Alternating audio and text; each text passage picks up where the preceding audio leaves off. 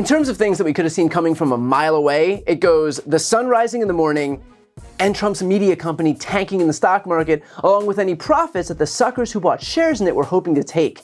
As of market close on Monday, Trump's media company, that owns Truth Social, is down over 21% in a single session, wiping away all gains since the DJT ticker went live on the market just a few days ago.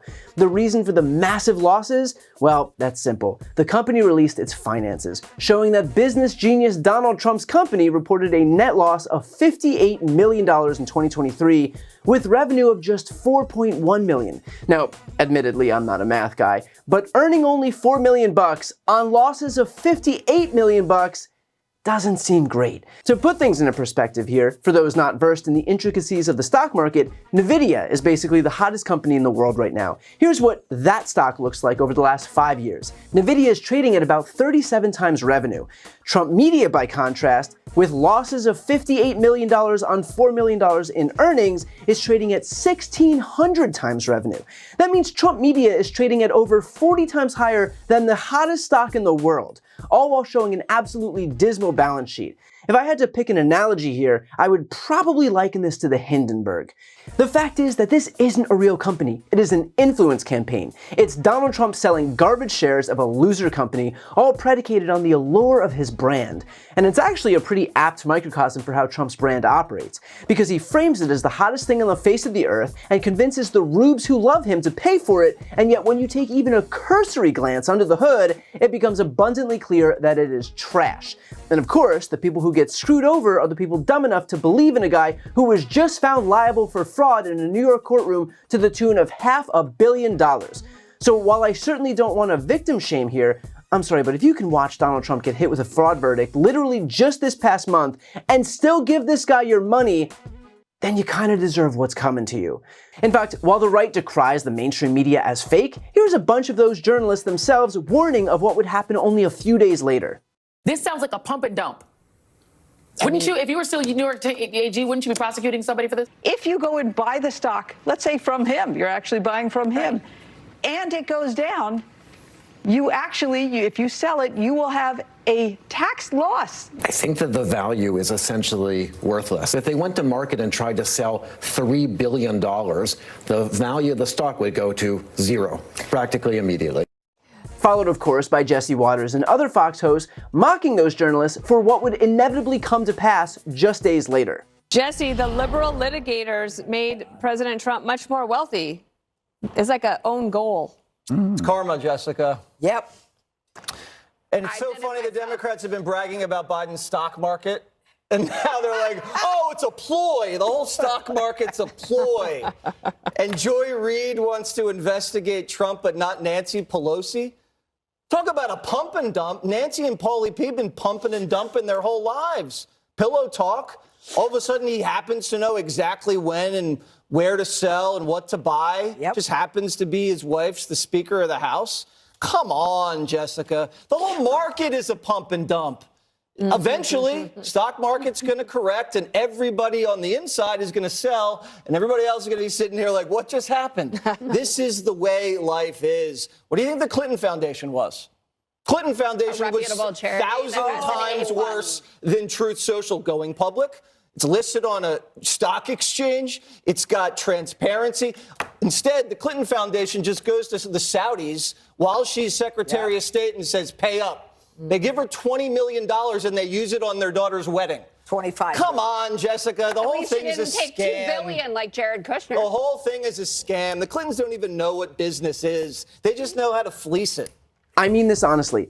Is there anyone on the right who will tell their audiences the truth? From Trump grifting his own fans to Fox running cover for the guy, it seems that the only long-standing principle in the GOP is screwing over the people who trust them. As for Trump himself, the fact is that Trump media was likely never even meant to be profitable. But it is a way for foreign governments to be able to launder money to him. Nothing is stopping the Saudis or the Russians from buying up stock in his company, not unlike how they bought up rooms in Trump International Hotel in Washington, D.C. while he was president.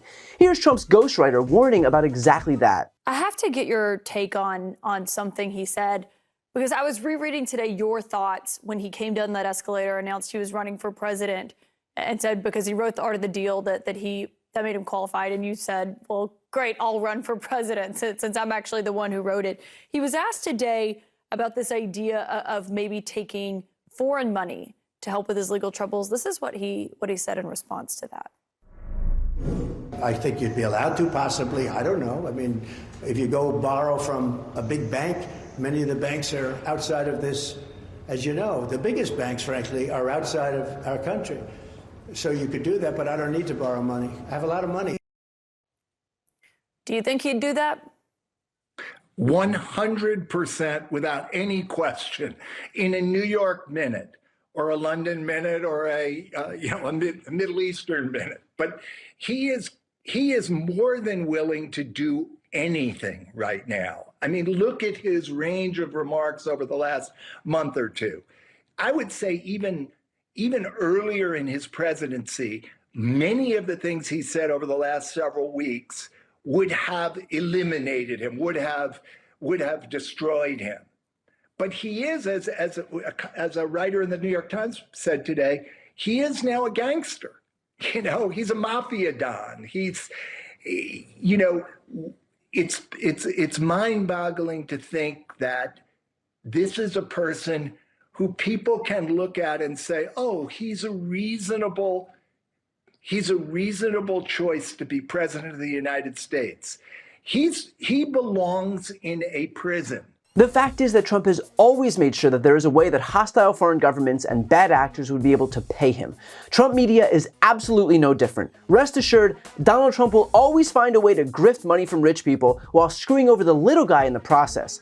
If we're really talking about brands, that is Donald Trump's brand to a T.